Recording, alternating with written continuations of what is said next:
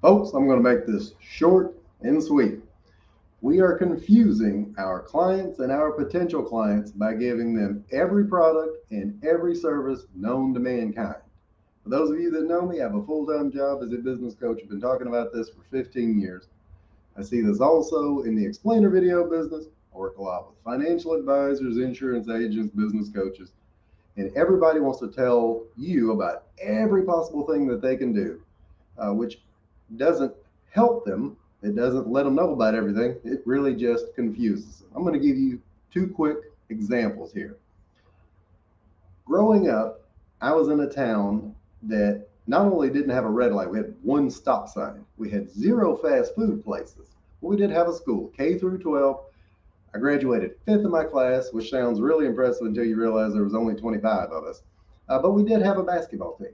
We traveled all over. We had to go everywhere to find other small towns that would play against us.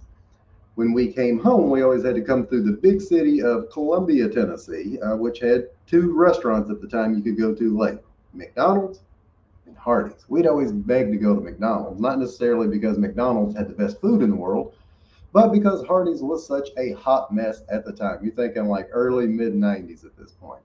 When you went to Hardee's, it was a guarantee that we were going to be there about 2 hours with a busload of kids, and everybody's food was going to be cold, wrong, or just plain not good. What was one of their biggest issues?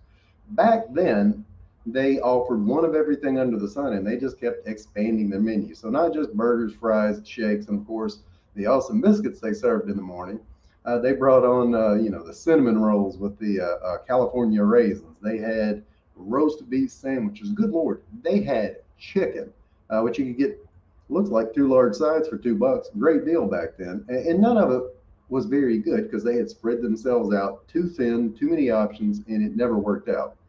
So fast forward, about 10 years ago, maybe longer than that, maybe about 15 years ago, they reinvented themselves. Now, when I say they reinvented themselves, what do you think of now when you think of Hardee's? The big thick burger, right? They dumbed it down. And, for some of you, this is Carl's Jr. I remember when it first came out, I was watching a football game with two buddies of mine. And a commercial came on, and it was Hardee's, and it was something brand new. They had this French au jus burger, which was just this big, thick burger, again, with roast beef piled on top, and this model wearing a skimpy French maid's outfit. And they were, it tells you how long ago it was. They were so excited. They both coordinated and they got out their Blackberries.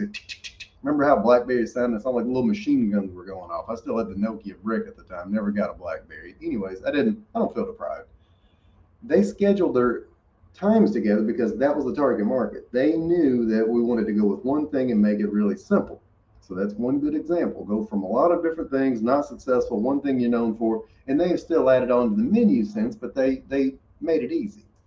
Another quick example is ServPro. I don't know how many of you know ServPro, fire and water cleanup company, major, uh, one of the biggest franchisors, most successful in the country, headquartered right here in little old Gallatin, Tennessee.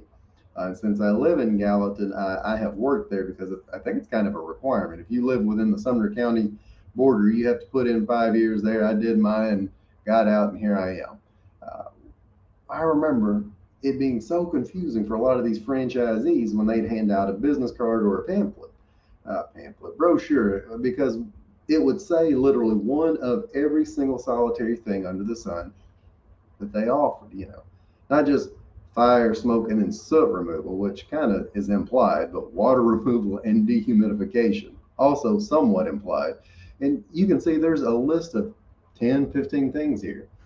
Well, ServPro got tired of, not really being known for what they're best at.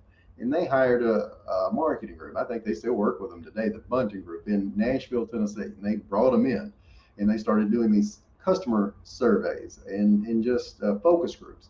And they would call people and they'd say, hey, who do you know in the restoration industry? Do you know what the restoration industry is? Have you heard of ServPro? And you wouldn't believe the number of people that thought ServPro made surfboards. No, not true. And by the time they boiled it down, very few people did. They were still one of the top leaders in the industry. I think them and Service Master. Okay, so they put the Bunting Group in the mix for 6 months. They rode out on the trucks. They got to know people. They did their research. And they came back to corporate. So we've got it. So, well, what's going to be the new brand? It's going to keep, everything's orange, everything's green. But instead of saying everything that you possibly offer, it's going to be like this: fire and water, cleanup and restoration. And that's it. So we got on board with it, paid the money. They understood what they were talking about, started rolling it out to the franchisees. And a lot of them, not all, but a lot, were understandably not happy. So, Charles, you don't understand. You corporate eggheads, you sit in the puzzle palace out there, and you don't understand what all we do. We do content cleaning, and we'll clean carpets, and they can list off draperies and 15 other things that they did. Now nobody's going to know about it. Now they're not going to buy from us. Implemented it anyway, and lo and behold, within 3 months, 6 months, a year, they started going back and doing those surveys again. So, hey, who do you know in the restoration industry? Well, ServPro's name started popping up. And when they were looking at the difference between the number of people that would name ServPro or, the next highest competitor there, ServPro started really taking off. Well, why? Because they made it easy.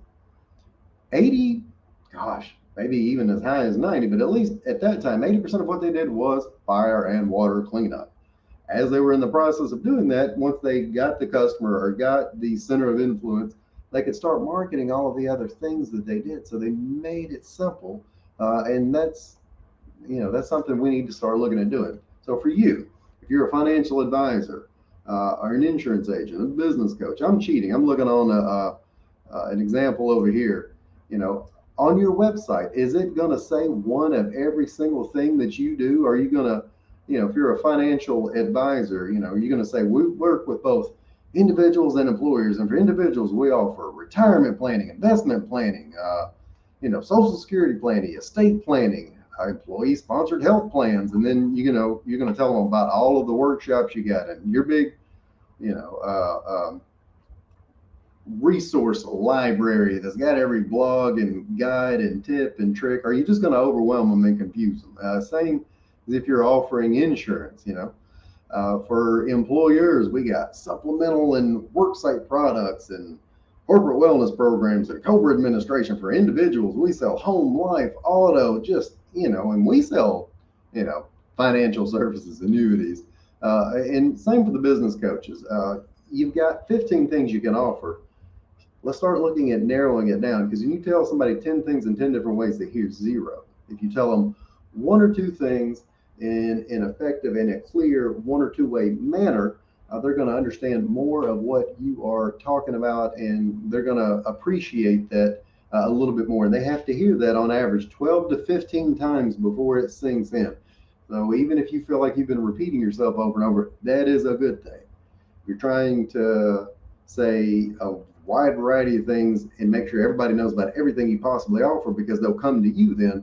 Make no mistake, they're looking for a specialist. So don't over water down everything you offer and tell everybody about everything. Focus on the the 80-20 rule, the 80% of whatever brings you business versus the 20% that doesn't.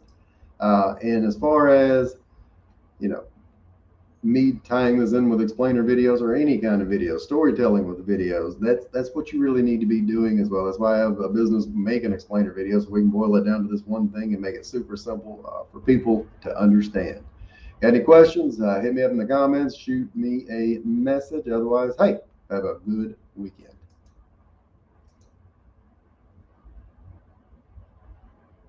Still rolling over here.